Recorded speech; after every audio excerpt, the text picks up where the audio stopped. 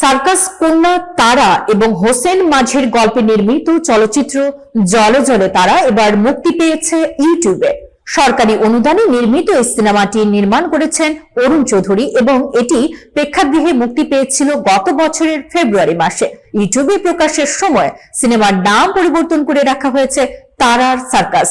নির্মাতা অরুণ চৌধুরী জানিয়েছেন, নাম পরিবর্তনের সিদ্ধান্ত নিয়েছে ডিস্ট্রিবিউটর।